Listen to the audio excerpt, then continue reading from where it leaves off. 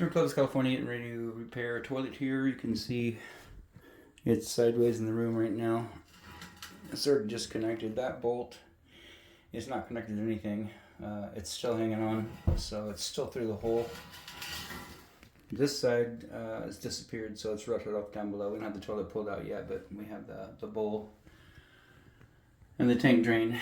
Water disconnected. We're going to pull this back, put it on a tarp over here, and then we'll take a look, see what's going on underneath, and we'll take another video of that. And so the second part of the video, pull the toilet back and you can see the corrosion around the perimeter. That is a steel, it's a combination plastic and steel. So plastic glues into the existing sewer line. The steel is adjustable. I started making those when plumbers decided they didn't know how to use a tape measure, so you can spin those around and make an adjustment. Problem is this side, that bolt's still in there somewhere, which you can see. This little piece right here, that's where the bolt goes. And right now there's nothing there. The flange is completely gone. And so there's a slot that goes all the way to here. And the bolt slides in, sits right there, but that's gone. And on this side, same thing.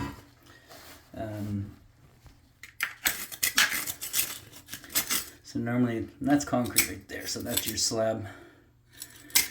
And then there's where the flange begins back here. You can see there's the slot way back there. There's nothing from here to here, so that's got to get cut out and new flange installed. I'll take a couple still shots and send them to you, and then if we do the repair, we'll take a video of that too.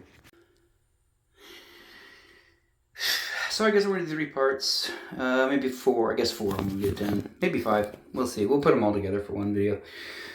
So we got the old steel out, and that is in the bucket. And then we got most of the plastic cut back. You can see the test cap, the white portion is still glued in. We need to get that out of the way, get that cleaned up. And what we have to do is glue the new flange in, and then also get new bolts in it into the concrete. So we still have quite a bit of work to do, but got those all cleaned up. I'm going to run some Clorox around this first, just because there was a lot of debris down here. And then we'll keep taking pictures and videos till we're done.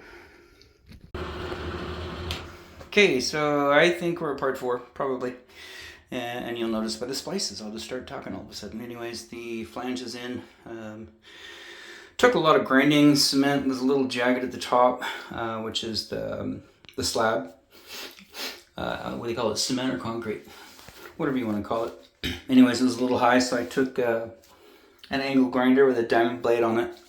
First smoothed out all the plastic, so that closet bin that's down there, that 4-inch, it was pretty jagged. So first I smoothed that out, and then I went around the perimeter and smoothed down the concrete as well, so that flange would sit recessed to the floor. So right now, it's almost flush with the floor. It's a little tiny bit high, but that's fine. Normally, if you're doing upstairs, that flange sits on top of plywood, so we're well below that. And got 6 anchors in there, tap on, 2 1/4-inch screws. 25-year-old concrete or cement? No, my concrete contractor would have a word. He would want to call it one or the other. I'm uneducated. I'm just a plumber. So anyways, it's concrete. It's cement.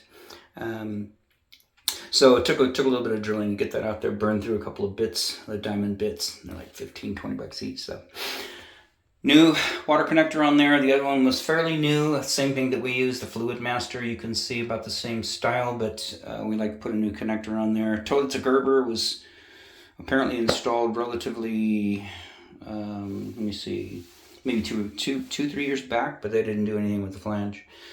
Anyways, there's a picture of the bolt. That was what was left on the left side. So you can see the cap's still on, and which is what sits on top of the bowl. And then down below you can see that's nothing. And that was this side with everything missing. This side, the bolt is actually still, it's still in there. It just the flange came apart and the bolt's still in, so we'll have to get that off of there. And anyway, so it's nice and clean in here. We'll go ahead and wipe up a little bit more, get some Clorox on the floor, get rid of the smell. and then get a wax ring in there, and get it bolted down, get it shimmed. And then I think back here, that tile is bad. That one's good. That's good. Good. Good. You can see the crack here in this tile. That's not us. But it stops at this tile, and I think the toilet, you can see the line of the toilet from the stain. It comes out to here, so that'll be covered anyways, but that's good. Just whenever you get tiles like this and you set a toilet to it, once you start tightening it down, then it pops. So should be in good shape.